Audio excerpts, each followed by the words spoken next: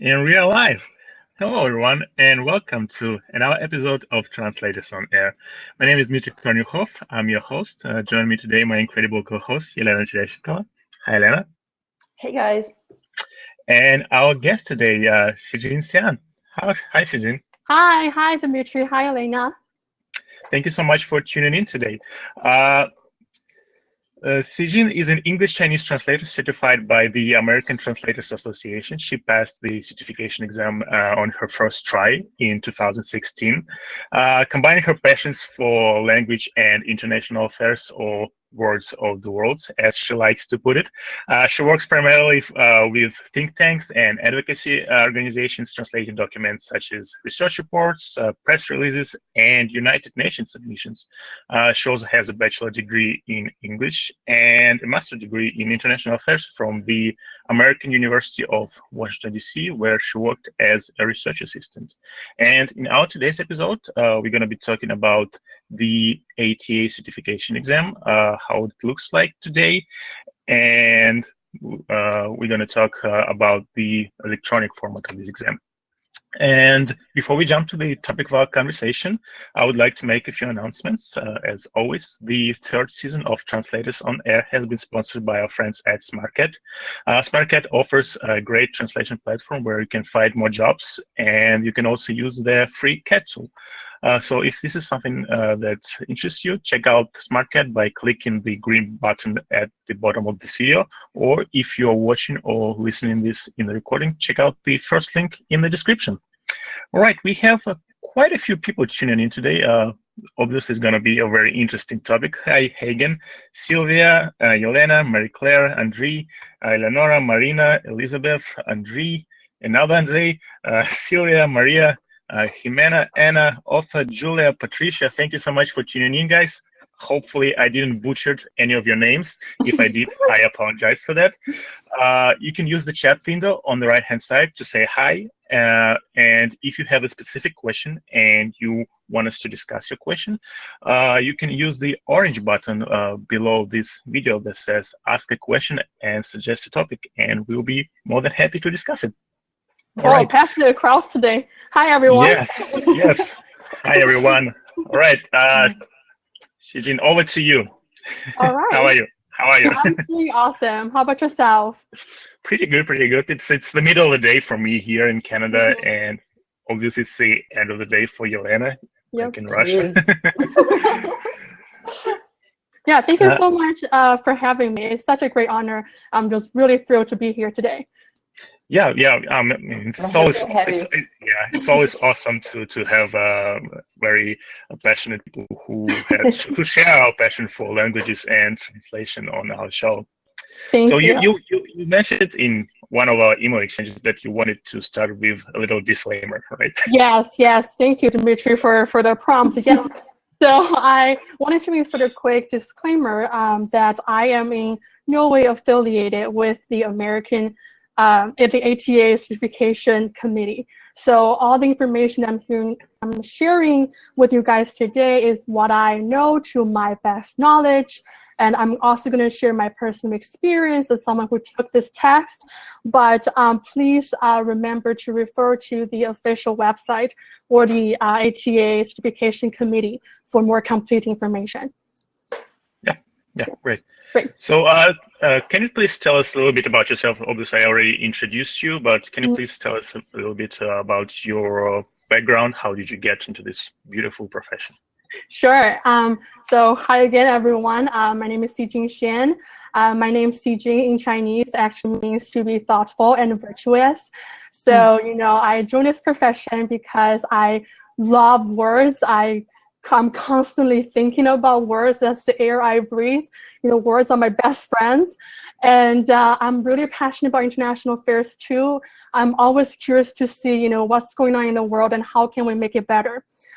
So I sort of combine these two passions together and joined the great profession of translators. And so I've been doing a lot of research reports translation, like Dmitry mentioned, and it's just been such a rewarding experience. Yeah. So, and how long have you been in this profession before you actually decided to took the ATA certification exam, and what motivated you to take the exam? So I started to solely devote it to my translation business since mid-2014. And I took the exam in August 2016, I believe.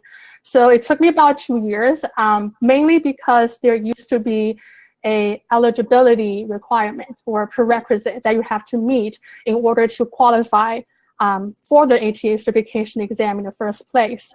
So one of the requirements back then was that you have to have 2 years of professional experience as a translator. So that's why I waited for 2 years to take the exam, and was lucky to be able to be accepted and then be able to take the exam as scheduled. And what were some of the reasons why you decided to take that exam? So you had it in your mind, on your mind for some time. Yeah. And so why? Yeah, so I guess I really wanted a recognition. You know, my background is in English and international affairs. I did do translation projects when I was in college. You know, my professors, actually, a lot of my English professors, they worked as a English translator, you know, on the side. So they will actually recommend me to do some of the projects for them. So I was exposed to translation very early on. And, you know, based on the feedback I've gotten from people, I think I have a pretty good handle on the language, you know, both English and Chinese and the translation process. So I am confident, you know, so I was really confident going into the full-time translation career, but I just wanted a recognition from a widely recognized association, you know, that can actually certify me and make me feel legitimate in a sense, you know, so that I'm not just, you know, daydreaming or wishful thinking, that this is actually something that I am capable of doing and doing an awesome job of.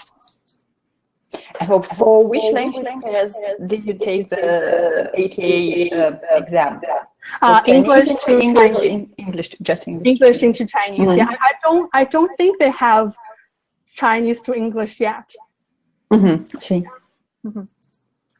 Yeah, because Chinese is my native language. I see. We actually have a question from Eleanor. Are there any prerequisites to take the ATA certification exam? Oh, good question. Actually, I kind of mentioned that in passing, but I didn't specify. So right now, all the prerequisites are eliminated. You only have to be an ATA member and I guess sign a pledge, you know, honoring the code of ethics. And that's it. You just have to pay attention to the sittings. You know, whenever the sittings are available in a location near you, you have to sign up for the exam. You have to register for the exam, but there's no prerequisites anymore.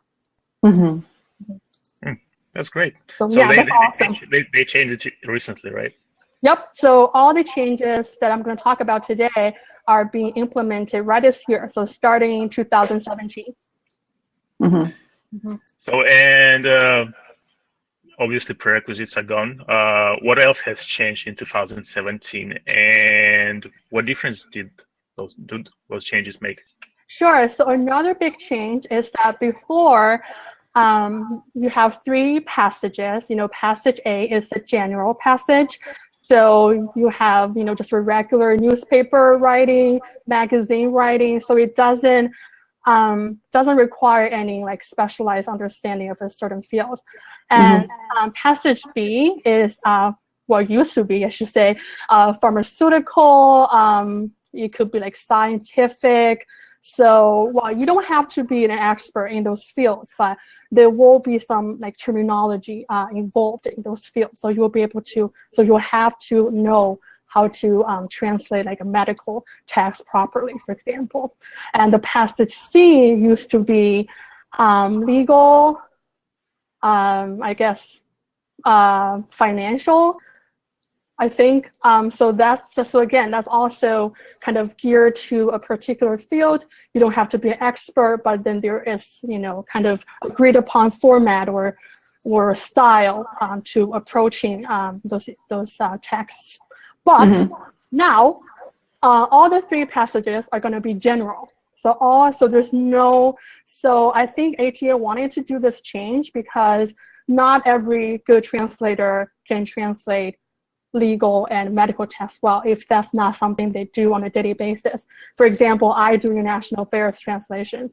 So I don't do legal, I don't do medical. So I remember after taking the exam, you know, I was pretty confident with my performance in Passage A, but I was pretty shaky Passage C because that's just not something I do on a daily basis. I really don't know whether I did a good job or not. So good news, everyone. Right now, all the 3 passages are going to be general. So you really just have to have a good understanding of the native, of the source language. You want to have an excellent reading comprehension level. You'll be able to pick up all the nuances of the language and be able to convey all the nuances back into your native language or your target language. So that's really the sole challenge now. So really, nothing is standing in your way now. You know, it's computerized. You don't have to worry about your messy handwriting or getting sweaty palms when you're nervous or turning in a messy piece of writing because your thought process might be, you know, messy and you're going to make all these additions and revisions. You don't have to think about that at all now because it's all going to be computer. Well, I should clarify that. There are still handwritten tests available, but I think the trend is that more computerized exams are going to be rolling out. Yeah, that's awesome. Finally, I mean, we're living in 2017, and I can really relate to that because I need to pass my English exam at some point this year because we immigrated to Canada, and I need to take the English exam for immigration purposes. And a lot of those exams that are accepted at the government level, they're still paper-based, which I cannot wrap my mind around because I cannot remember the last time I was holding a pen in my hand and I was actually writing anything with my pen. We are on our phones all the time. We always on our keyboards, and it just doesn't make any sense to me that we still have. So it's great to hear that ATA is taking steps to computerize the certification process. Actually, I have a question about the computerized process. Is spell check gonna work? Nope. The spell check function is gonna be disabled. So when you go to the exam site, you know, the proctor, I should say, the proctor will instruct you like to disable the spell check function. And also they have their own. So they have a you have to use a specific application. So for example, if you're a Mac user, you'll use text edit. If you are a Windows user, that's going to be WordPad. Is that an application? Yeah. So you're going to use WordPad. So yeah, there's no Word where you can use other applications. Interesting. So it's not quite close to the real life situation where we always have spell check enabled. Yeah, I mean, you can also, if you are not sure about a spelling, you can always just Google, but the computer is not going to do that for you. So you have to have a pretty good level of self-awareness about the spellings that you're a little shaky about. Actually, so we have a really good follow-up question from Marie Claire in the chat box. So the spell check is going to be disabled, but what about the research functionality? Are you going to be able to do your research on the internet? Yeah, so you can use all the non-interactive internet sources. So what it means is that you cannot email someone. And you cannot go to like prosy.com and check the forums and see what people have to say about a certain translation. So the basic principle is that you want to make sure the work is yours. Like, all the ideas are yours. You can be helped by dictionaries if you're not sure about a word, by interpretation of that word into your target language has to be yours. So that's really the sort of the point of this requirement, in my opinion. I actually have printed out a sheet. I found this on the ATA website. So they actually have a really detailed list and really clear explanations about the things that you can use and not. So for example, you can use most sources stored on your computer. So for example, if you have an online, well, I should say like dictionary application, installed on your computer, I think that would be okay. And then you can use, online dictionaries. So anything that's not going to give you an answer, that's anything that's not going to help you translate into your native language. You cannot use catch-alls, so that's important. No catch-alls for translation memories. No email chat rooms. Machine translation tools such as Google Translate. So yeah, so basically the principle is that they want to make sure that they want to make sure the ATA certification means something. If anyone can pass it, then that kind of devalues the point of having a certification. And also, I guess if you are already taking the exam, like you're on the spot and you're not sure about whether you can use a certain resource, it's always prudent to ask the proctor. Don't just act on it. It's always nice to just check with them before you take any action. Yeah. What are some of the other changes that came into effect in 2017? I think these are the two most important I can remember right now. Just the passages change and then the elimination of the prerequisites. Yeah, I think that's the changes that we're seeing out this year, starting this year. So based on your experience, how long does it take to pass the exam? How much time do you need? So the ATA certification exam is 3 hours, and it's open book and proctored. You only have to translate 2 passages out of the 3. And actually, I think it's not allowed to translate all 3 passages, because you cannot say, I'm going to offer you 3, and you pick the two of the best translations out of the 3, right? You have to choose 2 and only translate 2. And so it's the passage is about like 250 words. So basically, you're just required to translate 500 words, more or less, under 3 hours, which is really generous in my opinion. Yeah. So you not only have enough time to do a wonderful draft translation, also you have a lot of time to improve on your draft, to really see all the possible pitfalls and to see if you have avoided those mistakes. Another thing to remember is that you're going to receive the passages in a physical form. So, for example, I have a what's this? This is a 2012 practice test.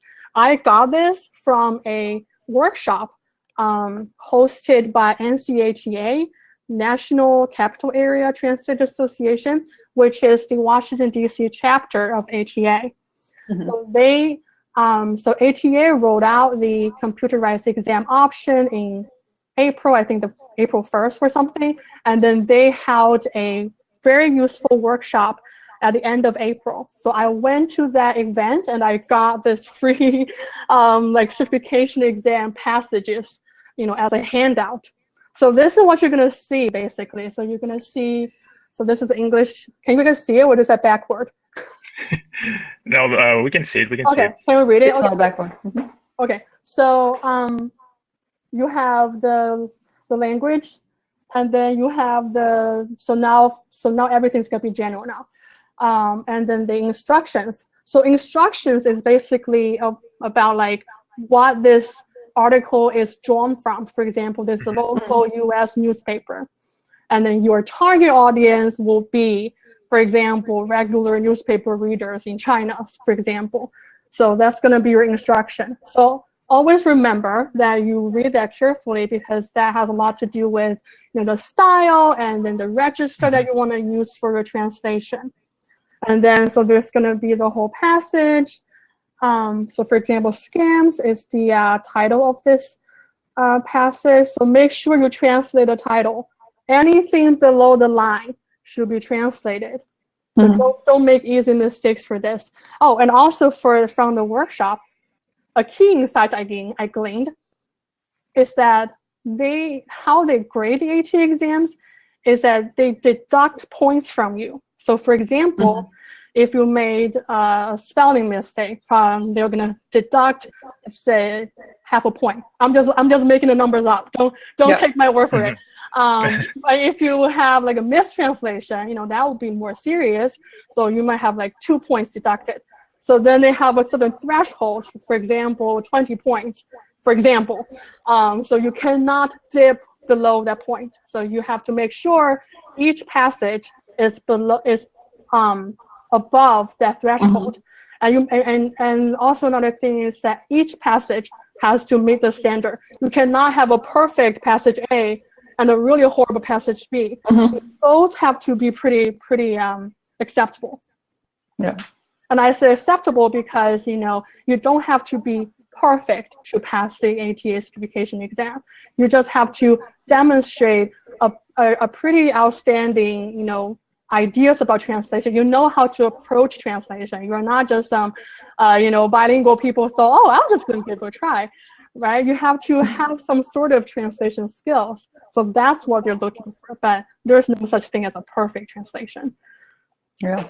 I absolutely agree with you. So who's going to be evaluating your translation, and are you going to receive some kind of feedback on your translation? Yes, I'm going to answer the second question first. There's no feedback, so you will only receive a letter saying whether you pass or fail this test. That's all. There's no feedback. You can challenge the results if you're not happy. If you think I definitely should have passed it, how could this be? And then you can challenge that score. I think you have to pay, I don't know, hundreds of dollars for that too. So that's another thing to consider. And then someone will review it, and then they'll see whether they want to maintain or change their decision. What was your first question? Who's going to evaluate So they have their own team of graders.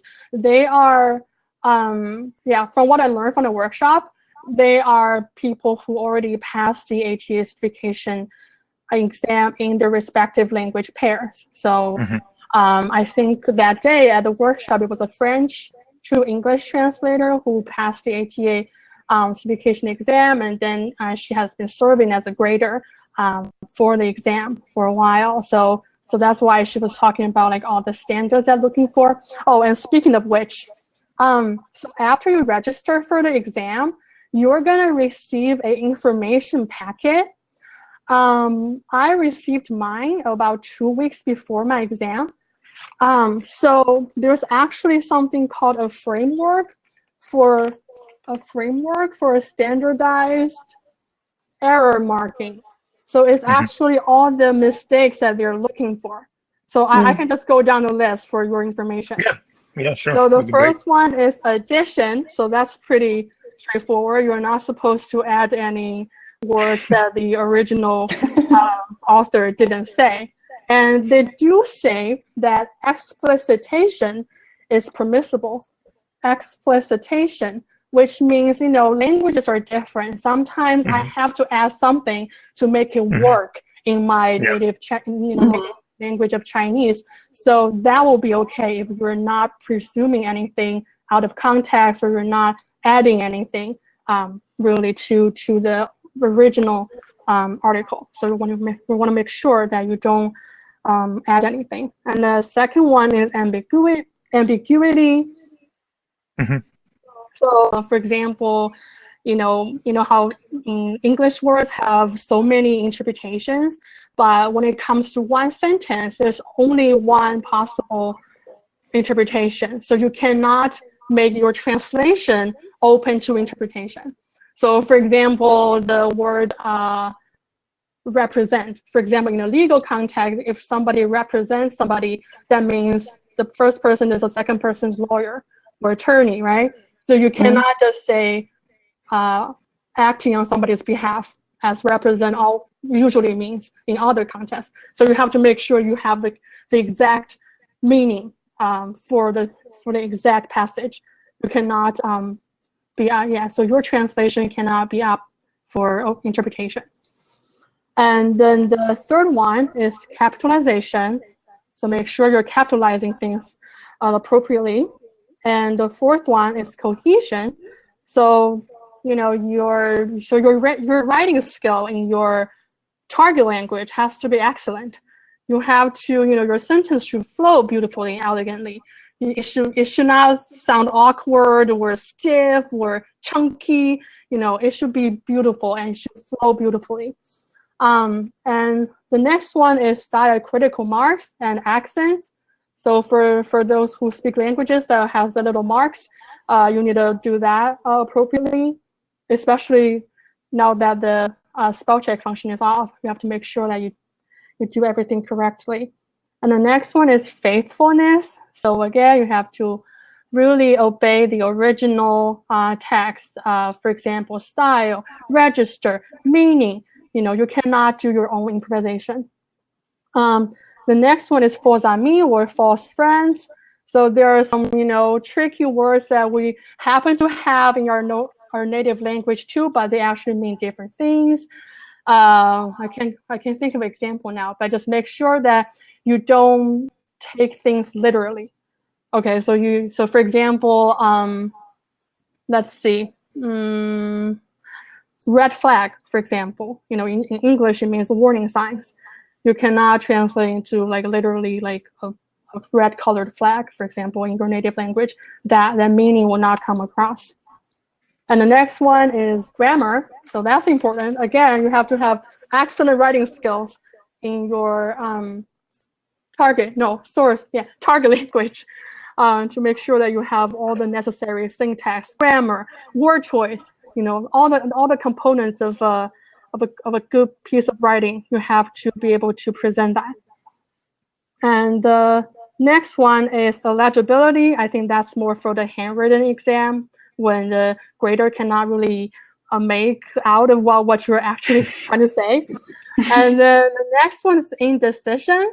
So you have to present a publishable draft. So you cannot be like, wow, this sentence is really difficult. I want to propose 2 alternative translations. No, you have to decide on one. You can only present a draft that is, submittable to an agency or the end viewer.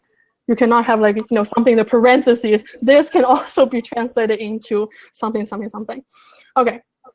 The next one is literalness. So literal translation is so lethal. Please don't do literal translation. You know how bilingualism changes our brain? That allows us to kind of freely travel to both cultures almost simultaneously. But sometimes it can be really difficult for us to travel to each culture separately.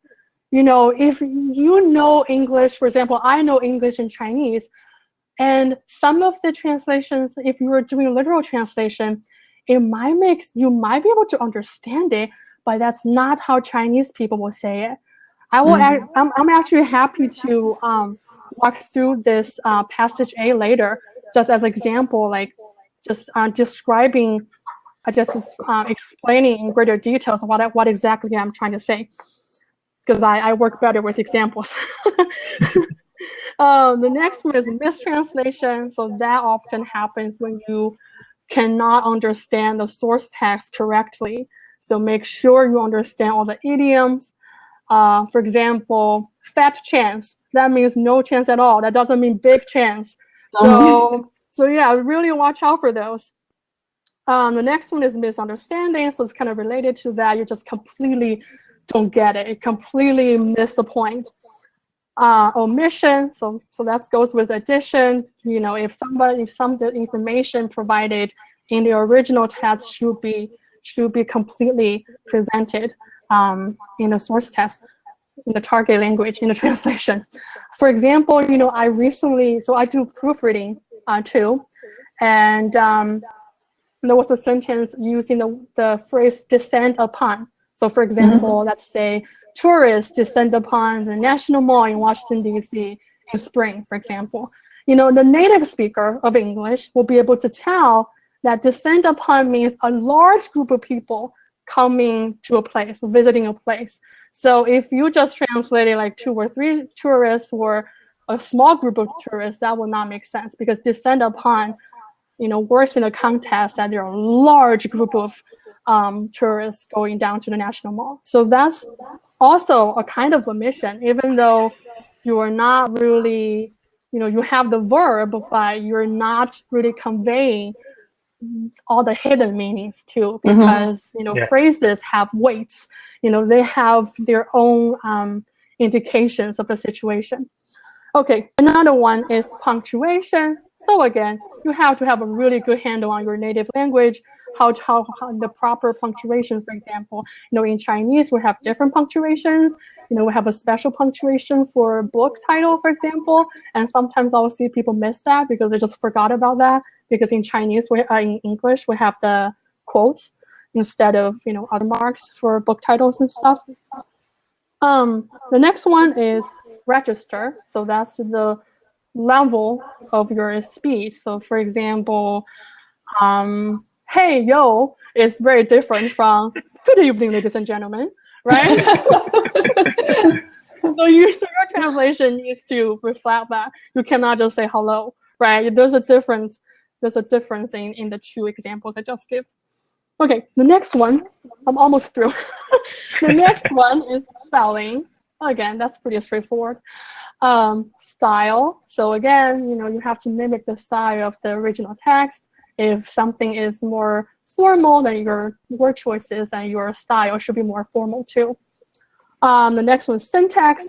Easy. You just have to be a really good writer in your native language. I cannot stress that enough. Terminology. So I think that really is more applicable to the old passages of B&C, when you're talking about medical or legal. But yeah, general, I don't anticipate a large number of terminology or specialized words to go through. Next one is unfinished. Well, I think 3 hours is pretty sufficient, so you should be able to finish your translation. Usage. So again, that's also a part of your writing skills. Word form, part of speech. So when you're supposed to use a noun form for a subject, for example, you're going to have a noun form, not a verb or something like that. So yeah, that's it. So that's all they're looking for. So what you want to do, as a prospective candidates for the AT certification exam, is that you want to avoid all those mistakes I mentioned. So that's so yeah, make sure you really check your work thoroughly. When I was taking the exam, there are people who just left like in 2 hours or something, and I actually sit till the last minute. I just want to take every single second I had to really, really proofread my work. You pay $300 for the AT certification exam, so it's like $100 an hour. If you leave early, you're losing $100. Don't leave early. Yeah.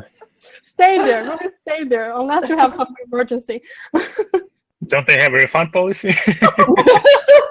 Yeah, if I can do it in 1 hour, then I only pay $100 for the time. Yeah, a discount.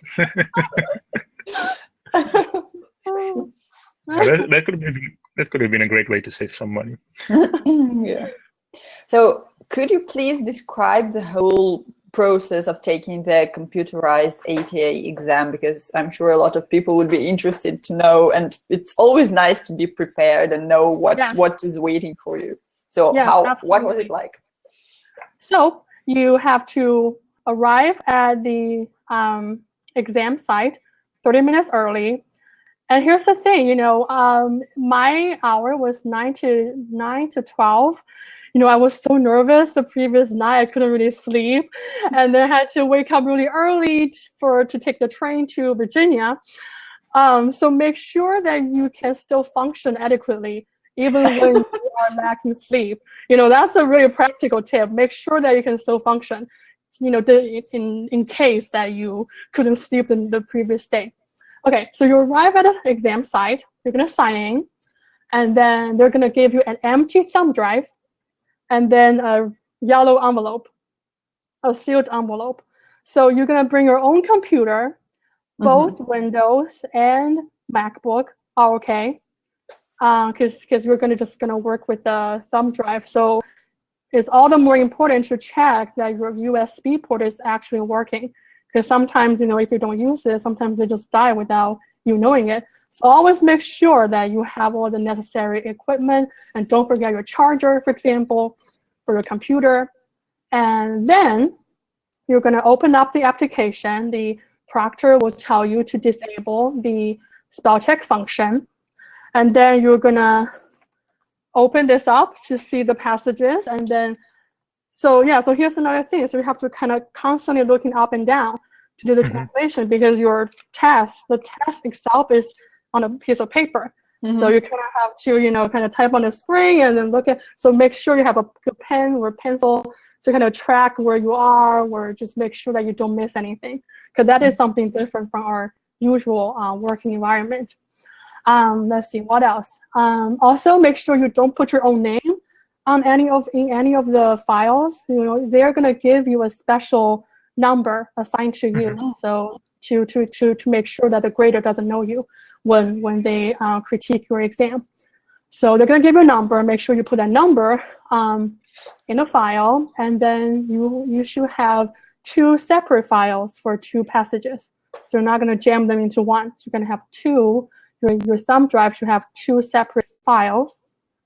I think they're also going to tell you the font size and the preferred font for the exam. So they'll let you know. Just make sure you obey that. Let's see, what else? I think that's it. If the proctor notices that you're checking something suspicious, where different languages are different, so they don't know what site you are on exactly. So they're gonna come to you and ask for you to, can you describe what this site is about? And you can say, there's a dictionary, blah blah blah.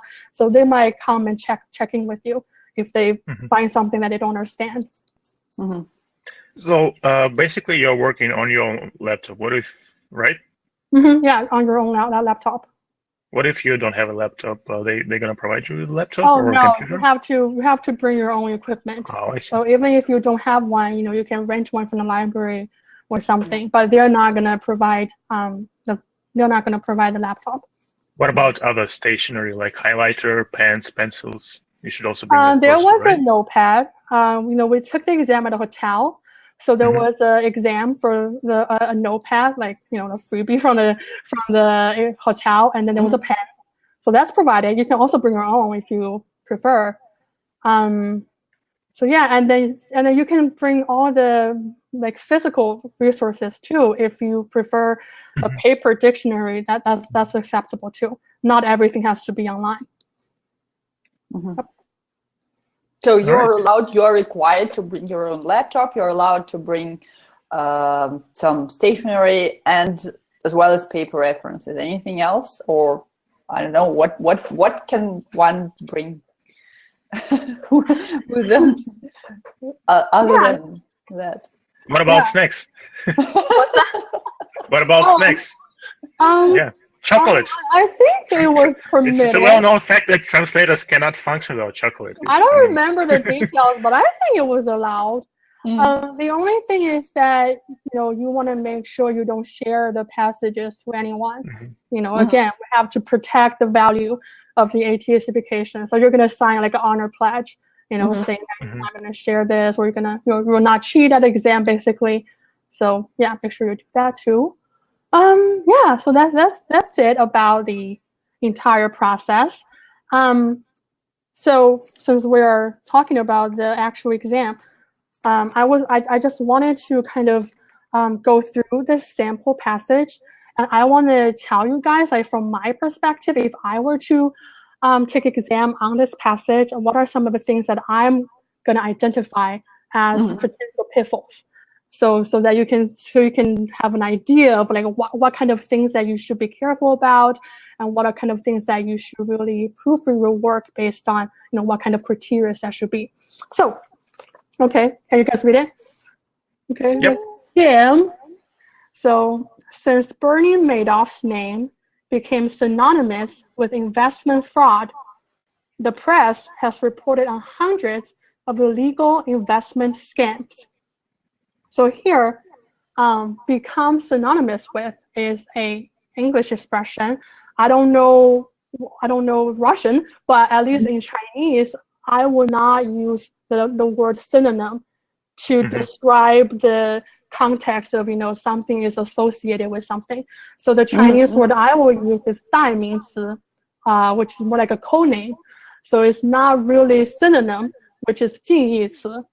And here's so this is what I mean by, avoiding literal translation.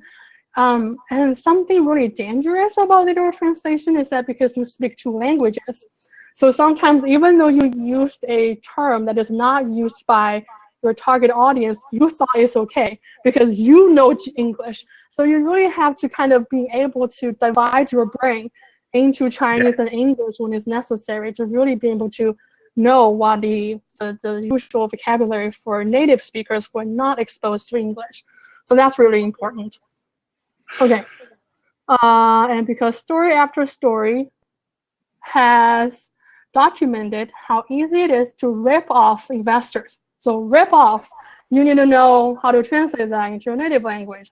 You are not ripping anything off, really. You are cheating people, right? So make sure you know what it means. There's a good chance that all those reports will spawn thousands of new and improved scams. How do you protect yourself? You can't rely on law enforcement.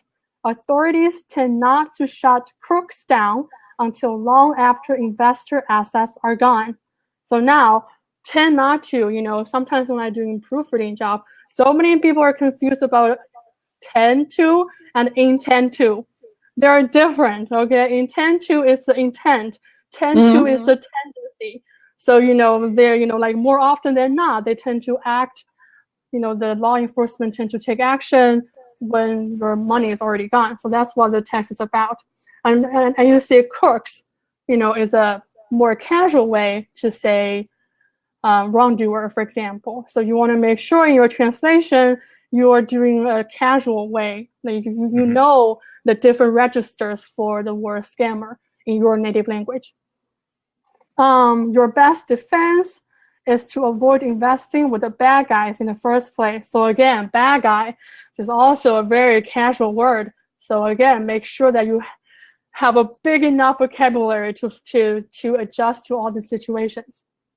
Okay, that's easier said than done, but the first step is to identify the potential culprit.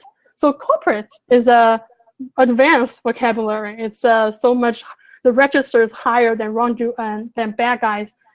So you have to make sure of that. Okay, unlicensed advisors and people with criminal records are obvious red flags. So like I said, red flags don't translate into red color flags. But how to sniff them out? Again, sniff out. How would you do that in your native language? For example, because this word kind of reminds you of a bloodhound, kind of sniffing things. How can you convey that into your native language with the same kind of, being so vibrant and stylish? Yep. Okay. And then there are the not so obvious wrongdoers. So not so obvious, make sure, you want to check if your native language uses this kind of sentence formation. Like not so obvious, do you actually have this kind of formulation for an adjective, right? Wrongdoers. So again, wrongdoer is more elevated. Incompetent or unethical advisors selling advice and products that generate poor results at excessive cost. Okay, weeding such advisors out is surprisingly complicated. Now, weed out, again, you have to know how to do that. Mandatory disclosure requirements for advisors' credentials, ethics, and business practices don't exist, and unethical advisors are skilled at withholding unflattering information. So, for example, in Chinese, unflattering could be a possible pitfall because we don't really have that as an adjective. So I might be saying something like, not beneficial for somebody's image or something like that. So that will be acceptable, because that's just how it works in Chinese because we don't really have a word specifically. Competence is tough to ascertain as most advisors do not provide audit results. you are expected to select an advisor based on claims in sales pitches or references from sources who may be biased. So here, you have to make sure that when you translate, you have this underlying meaning that claim can be either true or false, right? So that's a difference between a claim and I don't know, like a law or something. So so you have to convey that hidden meaning that a claim is something that can be false. Let's see, sales pitches from references from sources who may be biased. So I can imagine people mistaking this as sources that are biased, and then that references will be understood to mean information. For example, use your search results or reference books. But here, it's from sources who may be biased. So who means that reference is a person. So reference should be understood as referral, not information. So that's, again, you have to really read the passage really carefully. Okay, it is important to replace the subjective process of choosing an advisor with due diligence that confirms the accuracy of volunteered information. So due diligence, due diligence, I will say, is a specialized term. So you have to make sure that you know how to say that. How many years of actual experience does the advisor have? Did the advisor add fake certifications after his name? So after his name, again, if you were a native speaker of English, you'll be able to visualize how when people sign their name, for example, at the bottom of the email, they'll say, for example, Sijin Xian and PhD, MS, Esquire, and these are all fake. So you want to make sure that your translation kind of enables your audience to kind of visualize that image too. So for example, if you just say some advisors claim to have fake certifications, that kind of quite generate the image of after their names, right? So you really have to kind of bring out the same imagery when they're talking about, when you're reading this. All right, deceptive sales tactics are used far more frequently than you think. Now here is than you'd think, so than you would think. So there's a difference between than you would think and than you think, right? Because that's the subjunctive mood. So again, you have to be very meticulous when you're reading the source passage to avoid mistakes as much as possible. Because since most people don't check, they work. So that's the entire passage for practice for what's that? From the 2012 practice test. So that's I think that's so my understanding of the ATA certification exam is that they're not trying to challenge you. They're not trying to make your life miserable. They just want to have a passage that is very representative of all the possible pitfalls, and to make sure and to see whether you're going to fall into it or avoid that. So that's really the point of the ATA certification. They're not going to apply reasonable standards on you. They're just going to see if you have what it takes to be a professional translator. So what are some of the ways to prepare for the ATA certification exam? Which of them did you personally use? Right. So the ATA really recommends the practice test. Full disclosure, I didn't take it because I was feeling adventurous and gutsy. I just wanted to get it over with. But that's something that the ATA highly recommends. So what you do about the practice exam is that you pay, I think, $80 per passage if you are a member, and $120 per passage if you're not a member. And then you'll be able to, have your own translation of the passage. You can mail it in to like a grader or something, and that person is going to critique your work with markings. So they're going to tell you, this point, this part, it can be improved, so that, you will have like a better understanding of what ATA is looking for, and a better understanding of, how big of a chance you stand to pass the ATA certification exam. So that's something you can consider.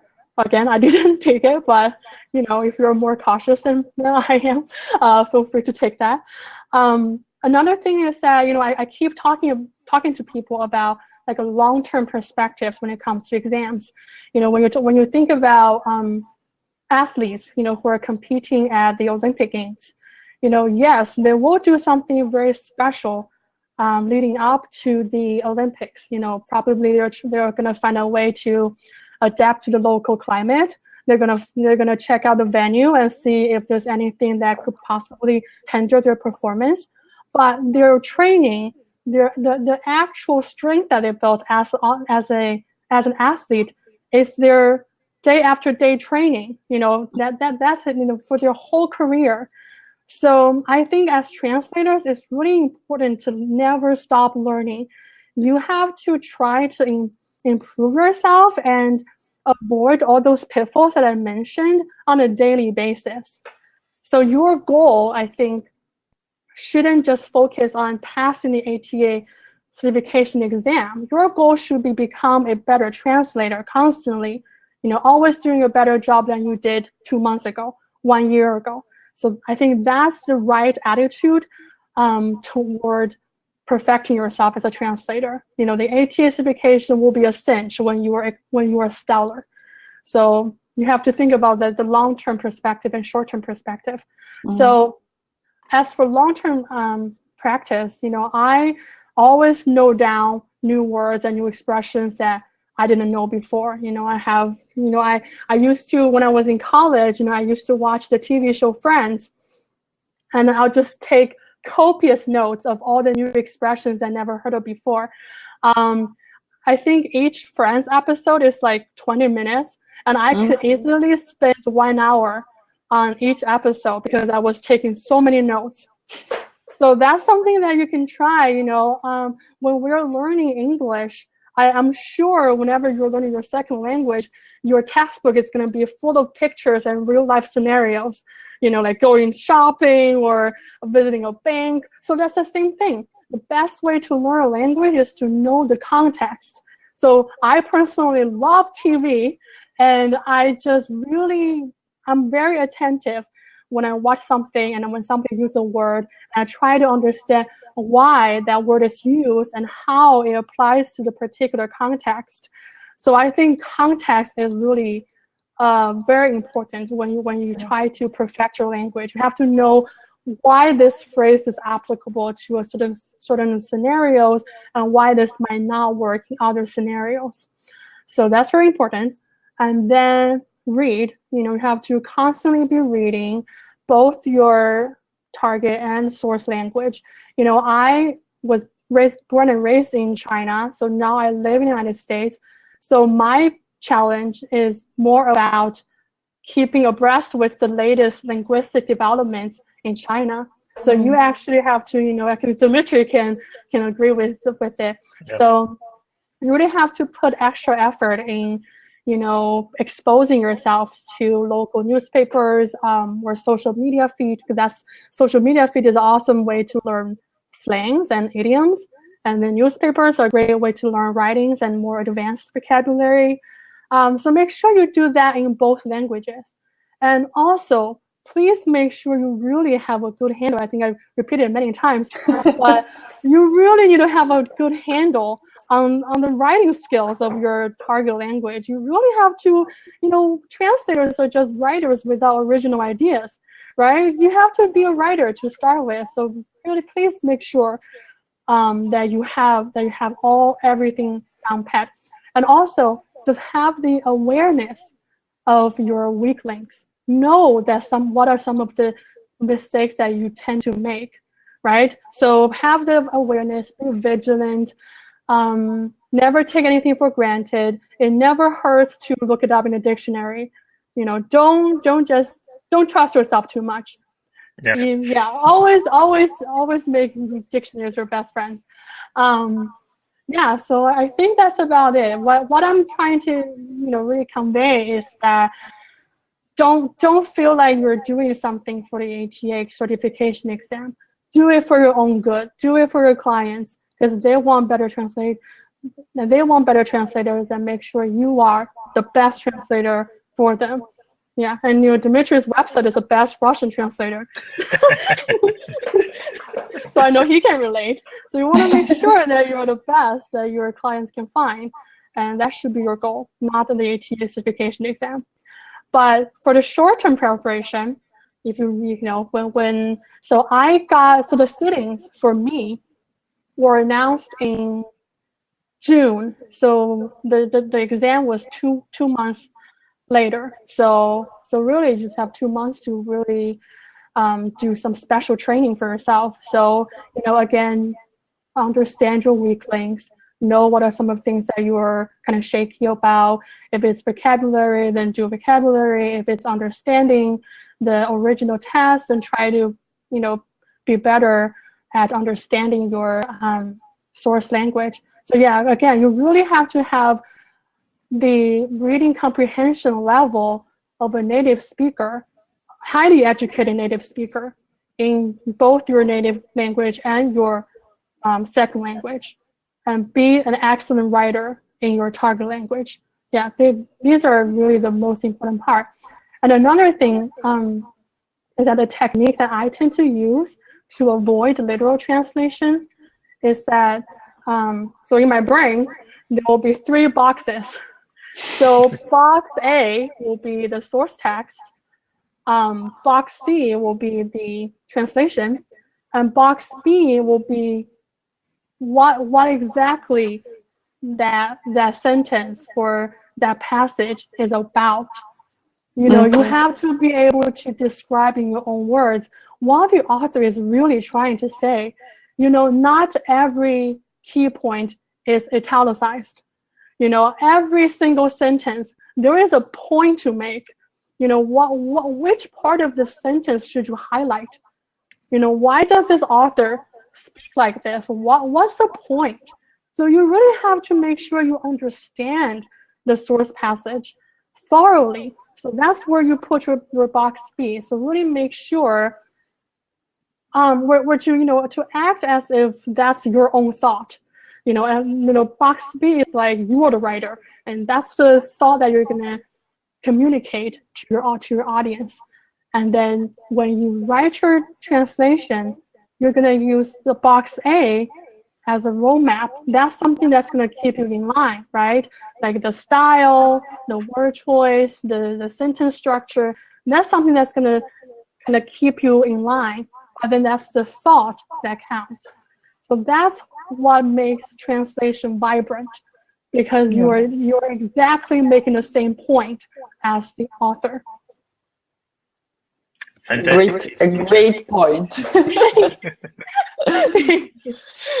We also have a very interesting comment from Julia Thornton, who has actually also recently taken the ATA certification exam and is now waiting for her for the result. Well, we are keeping our fingers crossed that you passed, Julia. So the comment is as follows. Another way to prepare: some ATA and language division groups have exam practice groups. The group will translate one passage every month and grade each other's work. Check your ATA language division for a practice group. I think it's also nice. It's a great way. And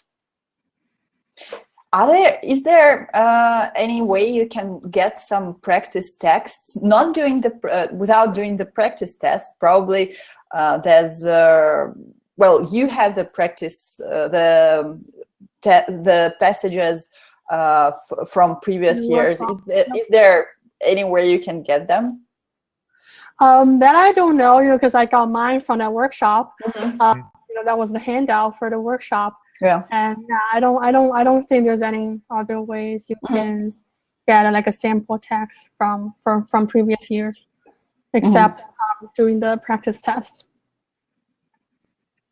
Right, so probably the best way is keep an eye on the ATA website for the announcements. And also, Julia also suggests take national publications, hard ones, and translate them. That would probably be the best way. Always exercise your brain. Always do translation exercise. When you're reading, sometimes oh, that can be a really tricky sentence to translate into Chinese, for example.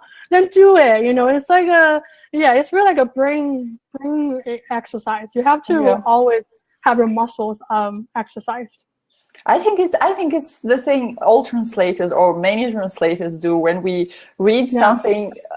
That's in fact something that I do very often. When I read something or hear something, I sometimes think how it can be translated into Russian. Exactly. It's with all sorts of things. Yeah. Yeah, Exactly. I have the same thing when watching TV shows. I was thinking, how am I going to translate this?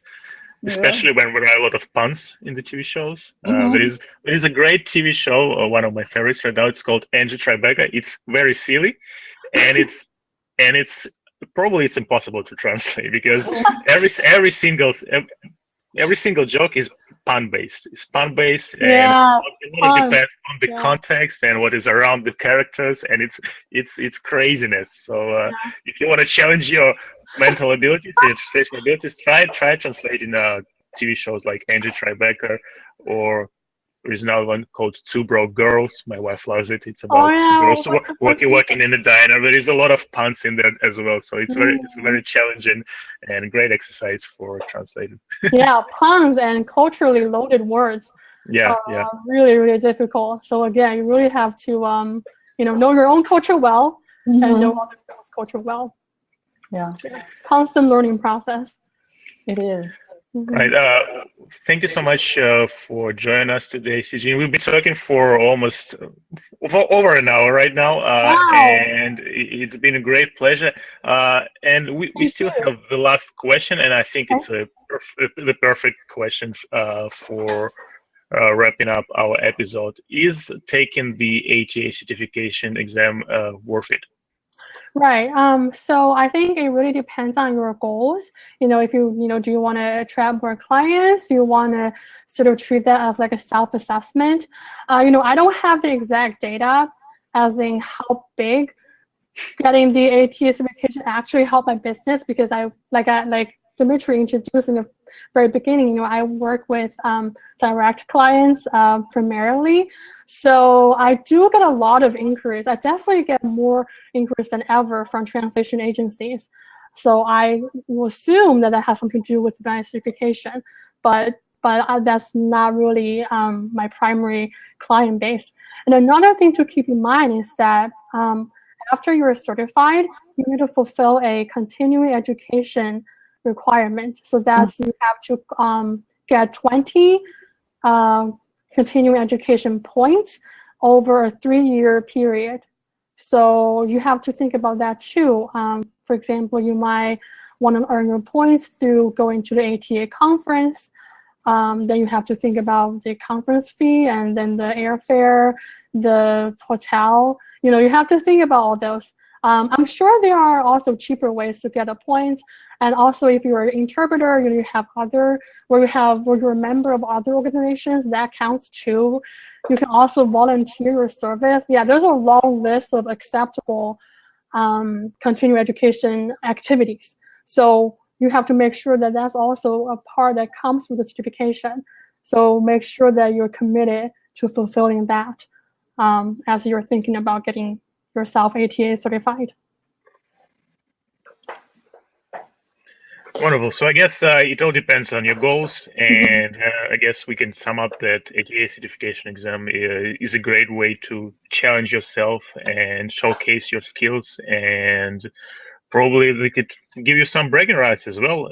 You can mention that you are ATA certified on your website, and maybe it won't drive tons of clients directly, but maybe indirectly it will make you more visible and more trustworthy in that potential clients. So I guess there is no easy way to measure things like this, and every person has their own goals. So you just want to make sure that the goals are aligned with what you're doing. Yeah, nicely put.